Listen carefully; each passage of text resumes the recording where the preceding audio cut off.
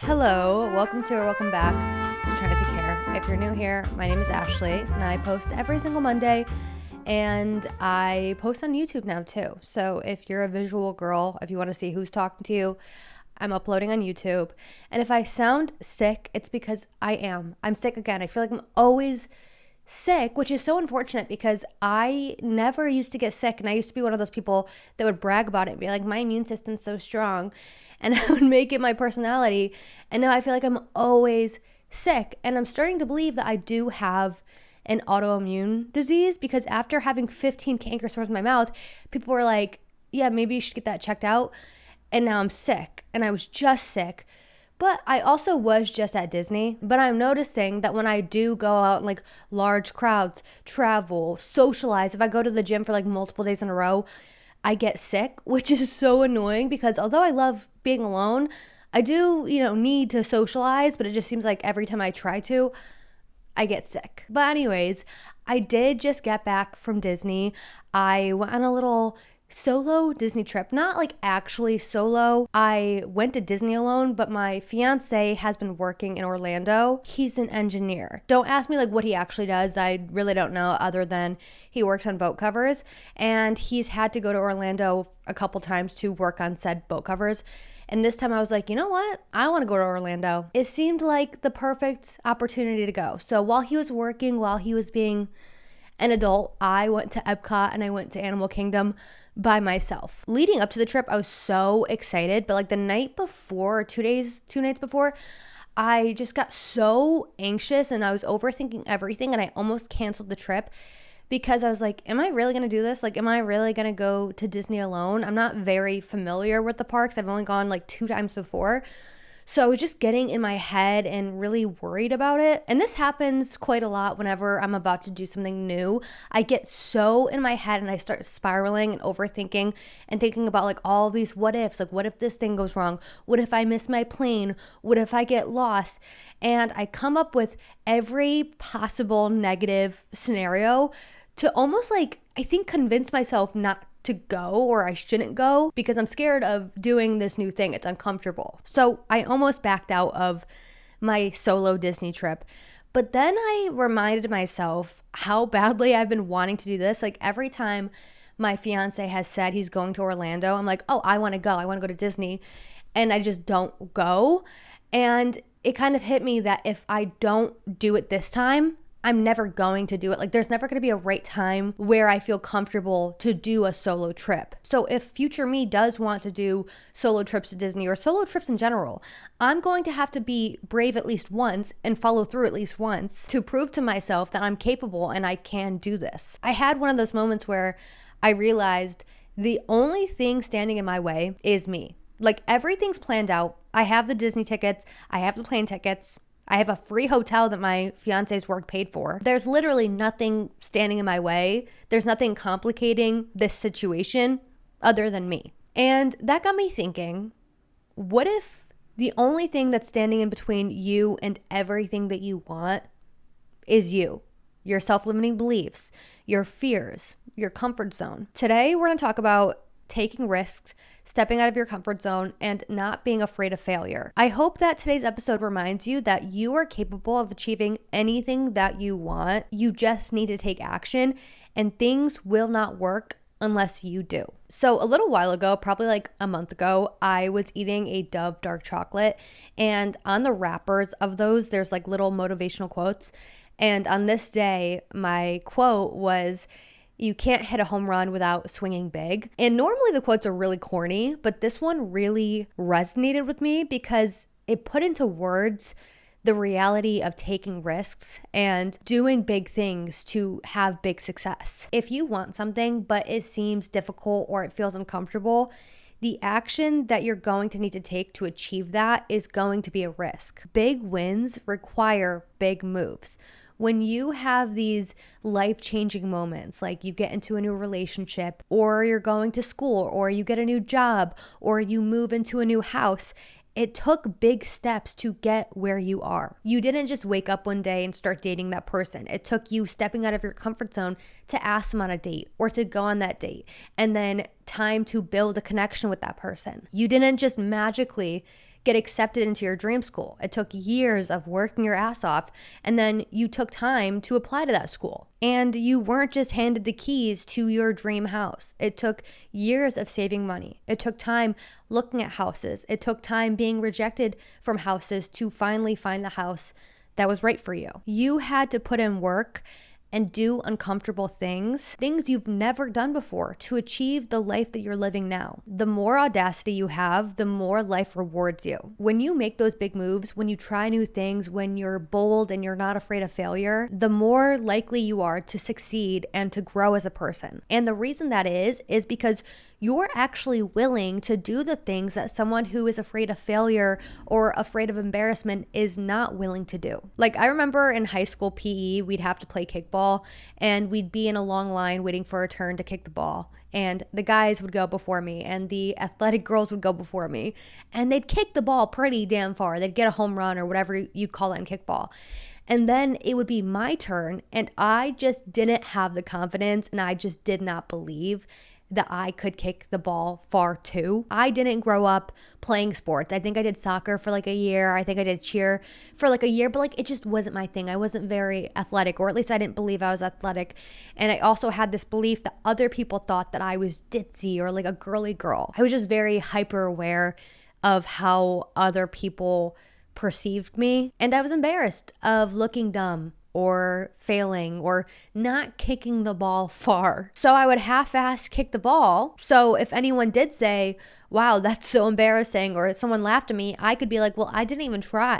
I'm not even trying. Like, I don't even want to play this game. This episode is sponsored by Magic Spoon. I never really have been a breakfast person. I just get really nauseous in the morning and don't want to eat, but I always make sure to eat something to nourish and fuel my body for the day, especially if I'm going to work out. And lately I've been craving cereal, specifically the kinds of cereal I used to eat when I was younger, and I stumbled upon Magic Spoon. Magic Spoon makes high protein, zero sugar cereal and treats reinvented from your childhood. Every serving of Magic Spoon high protein cereal has 13 grams of protein, 0 grams of sugar, and 4 grams of net carbs. There's different flavors to choose from, but my personal favorites are their fruit, cocoa, and frosted because they're so nostalgic. When I'm on the go and I don't have time to have cereal, I have been reaching for their high protein treats that have 12 grams of protein and come in marshmallow, chocolate peanut butter, and dark chocolate. I love to eat Magic Spoon cereal and treats to start my day, have a little pre or post workout snack, or even later on at night when I'm still hungry after dinner, or like a late midnight snack, and I just want a little treat. These are perfect. And you can get $5 off your next order at magicspoon.com/TNTC, or look for Magic Spoon on Amazon or in your nearest grocery store. That's magicspoon.com/TNTC for $5 off. And I've done that a lot in my life, and I'm sure so many of you can relate to that. Like, you didn't apply to that job because you thought you were underqualified and you were afraid of them rejecting you, or you didn't go to that job interview because you thought they weren't going to like you and they weren't going to hire you, or you didn't post those videos on TikTok because you thought people that you know were going to see them and make fun of you. What these situations have in common is you're stopping yourself from succeeding before you're even given the chance to succeed. Not going or not trying is playing it safe, because although you're not getting what you want, you still feel in control. You feel like you know what's going to happen. You feel like you've avoided rejection. You feel like you've avoided embarrassment. You feel like you've avoided failure. So you play it safe and you don't try your hardest because you're so afraid of failing. You're so afraid of not hitting that home run. But the thing is, when you don't try, you absolutely do not hit that home run. And it absolutely does not work out. If you're not changing your situation, you're choosing it. If you're unhappy with where you are in life, what you're doing in life, who you're surrounded by, if you're not changing that, you're choosing that. Regardless of how unhappy someone is, there's still a huge chance that they continue living the way that they do, even though they're unhappy, because change is uncomfortable. Doing new things, taking risks, stepping out of our comfort zone is scary and it's unpredictable. And we think staying the same is going to keep us safe, keep us in control, keeps things easy, but it doesn't make it any less painful. And I say painful as in you're not happy, you're not fulfilled, you're not doing what you want to actually be doing. You're doing what's easy, what's routine, what you think is expected of you. If you've listened to any of my episodes before, you know how important content creation is to me. I started making YouTube videos when I was in 6th grade, and I loved doing it. But then I got into high school and I stopped doing it because I was so afraid of what others thought of me. I let others and how they viewed me dictate what I did. And I lost my confidence, I lost my creativity, and I stopped pursuing my passion. I thought that creating YouTube videos was embarrassing and stupid. So I deleted those videos, and I'm pissed that I deleted them because I would love to be able to go back and watch those videos of me beginning the journey of what I am still doing now. But unfortunately, I let others dictate what I did, so I deleted them. I stopped pursuing a passion of mine because I thought it was easier to just not do it than to do it and be bullied for it. But regardless of what choice I made, I still would have been uncomfortable. I could have continued making YouTube videos and potentially built a successful YouTube career out of it, but I would feel uncomfortable because I was being bullied. Or I could have stopped making YouTube videos and no one would be bullying me, but I would still feel uncomfortable because I wasn't doing what I wanted to be doing. And that's the reality here. You have to choose between the pain of staying the same and staying where you are, or the pain of growing. You can either settle in your relationships, settle in your friendships, settle in your job, settle where you're living, settle in your comfort zone, or you can succeed. You can break away from that toxic relationship and find someone who's actually deserving of you and who's actually going to treat you well. You can quit your job and find a new job that you actually like and that actually pays you well. You can move away and live in your dream city. You can do things that scare you, but also push you to achieve the life that you've always dreamed of living. This episode is sponsored by BetterHelp. 26% of Americans who participated in a recent study say they've avoided seeking mental health support due to fear of judgment. One of the main reasons I started this podcast was because throughout my life, I struggled with my mental health, and I wanted to create a safe space for other people who relate to me and not only want to be heard, but want to feel understood. I think having conversations about mental health are so important because it reminds us that we're not alone and that we shouldn't be ashamed to take care of ourselves and our minds. With it being Mental Health Awareness Month, I want to encourage everyone to take care of their well-being and break the stigma, and you can do that by trying therapy with BetterHelp. BetterHelp is fully online, making therapy affordable and convenient, serving over 5 million people worldwide. With BetterHelp, you could switch therapists at any time with no extra cost, which I love because I struggled with therapy in the past because I didn't love my therapist. But with BetterHelp, if you don't love your therapist, you could switch until you find one that's perfect for you. You should never feel ashamed of struggling with your mental health. Talking to someone about your struggles, whether that be a friend or a therapist, is one of the strongest things you can do. And therapy can help you in so many ways, whether that be talking through your problems, teaching you positive coping skills, or just how to be a better version of you. We're all better with help. Visit betterhelp.com/TNTC to get 10% off your first month. That's BetterHelp, HELP.com/TNTC.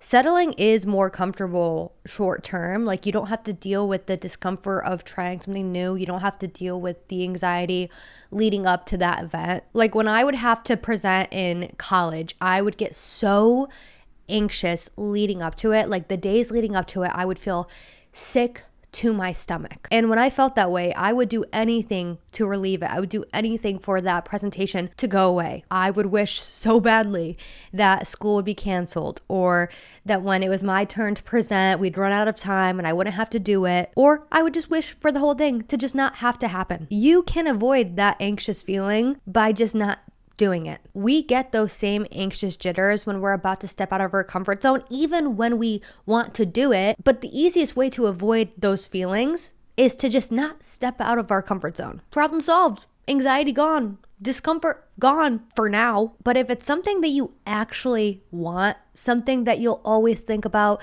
something that you'll always have regrets about, and in the back of your head be like, what if I just did this? What if my life was different if I, just went for it? If it's something that you're going to continuously yearn for, You're going to feel that discomfort forever or until you give in and actually try and go after it. There's this quote that I really love, and it reads, "Success isn't comfortable, growth isn't easy, but regret is heavier than risk." It is difficult to try new things and take a risk and be bold and do something entirely different than what people expect of you. But it is even more difficult living a life that you know is not meant for you. When you know that you deserve more and you want more and you don't pursue that, that is going to be more difficult. That is going to be much more painful than it would have been if you just stepped out of your comfort zone and went after it. For example, let's say that you want to post on social media, but every time you make a video and you're about to post it, you don't, because in the back of your head, you're like, well, what if people I know see it? What if they make fun of me? What if no one likes the video? It's like, well, yeah, it's going to be uncomfortable the first few videos that you post.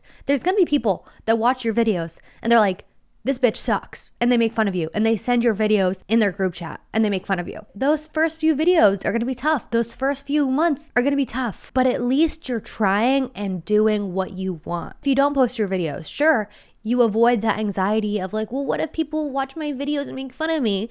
But you're going to constantly be beating yourself up because you're not doing what you want to be doing. You're going to watch other people posting videos and feel like shit and be like, oh, well, I wish I was doing that. Like, I wonder if I just post my videos, if I would be getting the same opportunities as them. I wonder what my life would look like if I had just posted my videos. And you will never know the answer, whether your life would have looked different or not, because you didn't try. And you didn't try because of your fears, specifically your fears of the unknown. What if I post my video and people see and they make fun of me? What if nothing comes of it? You know, I post all these videos and nothing happens and my life looks completely the same and I did all of this for nothing. It's like, okay, yeah, that might happen, but it also might not. You don't know until you try. Not knowing what happens next stops so many people from pursuing what they actually want to do. Feeling like we don't have control makes us feel like we have to do something to be more in control. And to be in more control, people are like, I just won't post my video.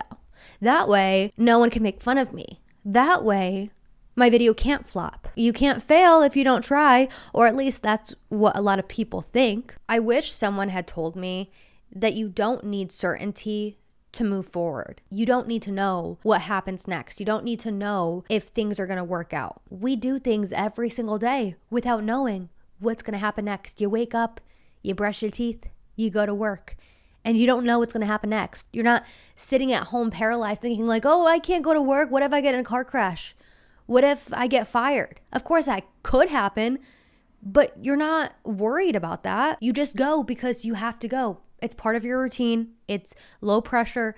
It's predictable. But just because it's predictable doesn't mean you know for sure that that's not going to happen or that it is going to happen. You don't know what's going to happen. Just because you don't know what the outcome is doesn't mean that you have to pump the brakes and hit reverse. You don't need to stall to avoid this thing from happening. Going back to me feeling anxious before a presentation. The days leading up to that presentation, I would be so in my head and I would overthink so much, and I would try to think up every negative situation that could possibly happen. Every possible thing that could go wrong. I would think like, well, what if I forget what I have to say? Or what if I get up there and I choke? Or what if I faint? Or what if everyone laughs at me? Well, yeah, all of those things could happen, but no amount of stressing and worrying and overanalyzing is going to change the situation. Of course, I could prepare or like practice breathing exercises, but even then, you still don't know what's going to happen next. You don't know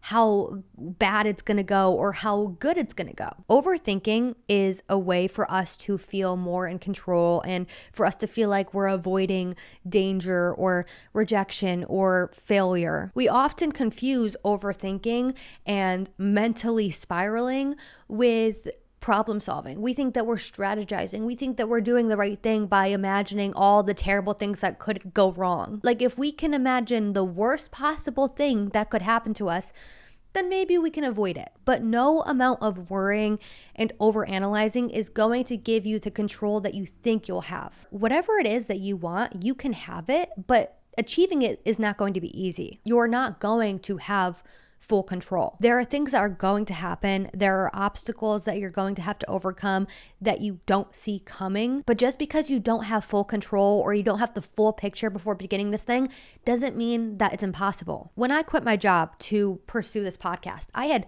no idea what my journey was going to look like. I had no clear path forward. I had no idea how I was going to fund this lifestyle change. I had no idea how people were going to react to me doing this podcast. I had no idea how any of this was going to work out. But just because you don't know how doesn't mean that you can't. There is no such thing as an impossible thing, just something that you need to figure out. And that's what I did. I figured it out. I found small ways to fund this project until I finally made money from it. I was doing Instacart. I was selling clothes on Depop. I was doing sound promos. I did summer school for like 2 months. And then eventually streams of income started coming forward that I had no idea about. I had no idea that they were an option, like getting paid through Spotify, signing with management, signing with a podcast network. I had no clue about those opportunities when I first started podcasting, but I wouldn't have learned of them if I had just given up, all because I didn't have a clear path forward or I didn't have all the information on how to podcast. It takes time to get what you want.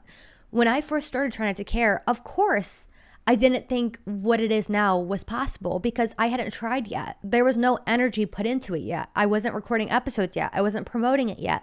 I wasn't consistent with it yet. It's hard for a lot of people to imagine things working out in their favor when they haven't started yet. It feels nearly impossible to imagine a successful finished product when said product doesn't even exist yet. Not knowing where to start often deters people from taking action, so they never do. There's another quote that I love, and it says, "Don't call me lucky, I failed more times than you tried." And I love that because so many people become so bitter and they're so quick to be like, well, this is working out for them because they're lucky or they got it handed to them. And of course, that happens sometimes. Privilege definitely does play a part.